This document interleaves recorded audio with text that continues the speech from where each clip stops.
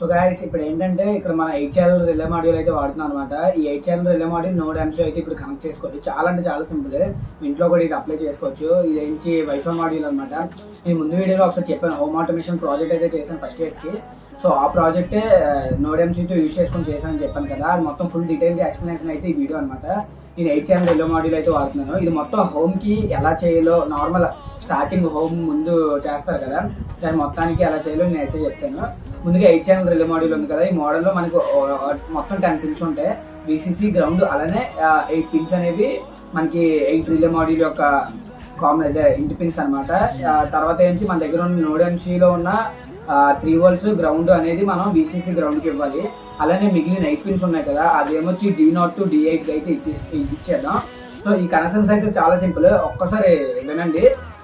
3 volts అనేది relay module యొక్క విసిసికి, మళ్ళీ నోడ్ ఎంసీ యొక్క గ్రౌండ్ అనేది రిలే మాడ్యూల్ యొక్క గ్రౌండ్కి ఇచ్చేసి D0 నుంచి D8 వరకు పిన్స్ అనేవి ఈ రిలే మాడ్యూల్కి అయితే ఇచ్చేయాలి. ఈ D0 నుంచి D8 పిన్స్ అనేవి దీనికైతే పెట్టేసాక అయిపోతుంది.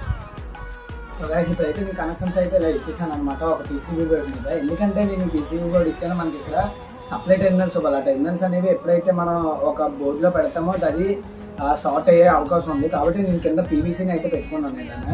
దీని తర్వాత ఇక్కడ ఆర్డినో అదే నోడ్ ఎంసీ అయితే మనం ఇక్కడ ప్లేస్ చేసుకున్నాం. పిన్స్ అయితే పెట్టేశాను. 3 volts గ్రౌండ్ అలానే D0 to D7 వరకు అయితే నేను పిన్స్ అయితే ఇచ్చేసాను. సో ఇప్పుడు దీనికి మనం కోడింగ్ అయితే అప్లై చేసేద్దాం. సో గాయస్ కోడ్ అయితే మనం అప్లై చేస్తాం. ఇప్పుడు ఒకసారి దీన్ని టెస్టింగ్ అయితే చేద్దాం. నేను ఈ కేబుల్స్ అయితే జస్ట్ నార్మల్గా పెడుతున్నాను, లేదా మనం తర్వాత దానికి చిన్న సర్క్యూట్ని అయితే డిజైన్ చేయాలి, లేదా మనం అక్కడి నుంచి లోపలికి పిన్ అయితే సెట్ చేసుకుందాం. నెక్స్ట్ ప్రాసెస్ అది. ఇప్పుడు ఇది అయితే నేను బ్లింక్ సాఫ్ట్వేర్ అయితే ఓపెన్ చేశాను. ఈ బ్లింక్ సాఫ్ట్వేర్లో హోమ్ ఆటోమేషన్లోకి అయితే వెళ్తున్నాను. మనం మొత్తానికి 8 ఛానల్స్ ఉన్నాయి కదా, 8 మోడ్స్ అనమాట. ఇప్పుడు మీరు చూడండి, 8 నేను ఆన్ చేస్తాను. సో గాయస్ ఇప్పుడు మనకి 8 పిన్స్ అయితే ఉన్నాయి కదా, సో 8 స్విచ్చెస్ అనమాట. సో ఇప్పుడు చూడండి, నేను 8 స్విచ్చెస్ నేను ఇప్పుడు ఆన్ చేస్తాను.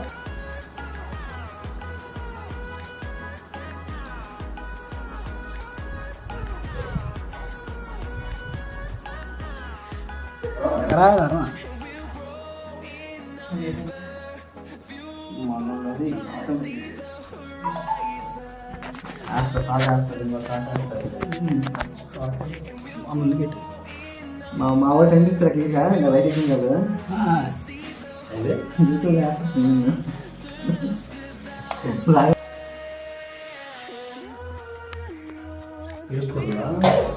అప్లోడ్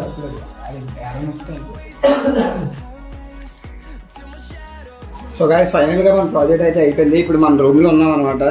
సో మీకు కనిపిస్తుందా, ఇక్కడ హోమ్ ఆటోమేషన్ అయితే ఉంది. సో దీని ద్వారాగా నేనైతే ఇప్పుడు ఆన్ అండ్ ఆఫ్ అయితే చేస్తాను. సో గైస్ మీరు చూసినట్టయితే ఇప్పుడు మనకి పైన సీలింగ్ అయితే ఆన్ అయింది. సో ఇది మనం ఇక్కడ ఆన్ చేస్తే సీలింగ్ అయితే ఆన్ అయింది.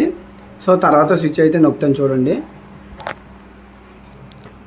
సో గైస్ ఇప్పుడు సీలింగ్ నార్మల్ లైట్స్ అయితే ఆన్ అయ్యాయి చూడండి. ఇప్పుడు ఇంకా ఈ 2 ఉన్నాయి, ఈ 2 కూడా ఆన్ అవుతాయి.